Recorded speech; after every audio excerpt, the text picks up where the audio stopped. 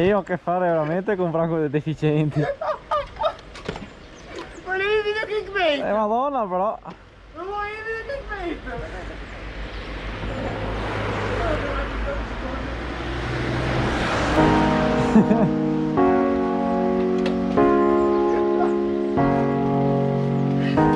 Vabbè, no.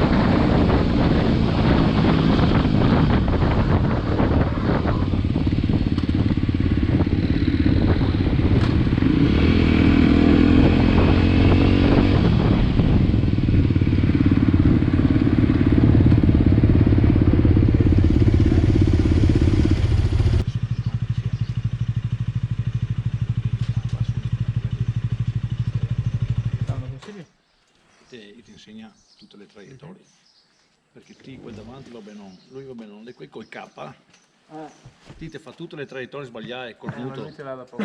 Infatti mi tocca frenare È il primo giro per lui, lo stiamo addestrando. in qualche modo, cercare Volevo di... dirti prima, vieni a vedere di me, che volevo farti vedere, però io ve lo dico, cioè lui va bene, ti era incasinato io dello che lui. Cosa posso fare? Mi stai a controllare? Io un tocchettino, perché quella roba lì bianca, è una muretta, ti te la scusa tante volte, Io?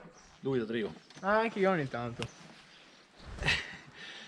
Le pecca perché se ti sbaglia ti tecciava, perché ti trova gente che viene so come missili, che ti ciappa perché viene tanti, ho fatto un cammino frontale con un'altra moto, perché lui le veniva di qua e mi ero messo in là. Però vi consiglio, andate su internet, guardate il circuito del Tolmezzo, da su che c'è il Bari, che è un pilota che fa corsi in salita, allora ha tutti in moto Ducati. I vedi di andare su con le protezioni, vabbè dopo se non le avevi in prestadori di tutte, magari sei studenti, non avevi tanti soldini, però dovete fare un colpo di telefono là, oppure andate sotto il mezzo, dove fanno lì, se può costare una giornata qua da guida sicura. Ti vieni fuori da lì, dopo una giornata, dalla mattina alla sera, ti vieni fuori,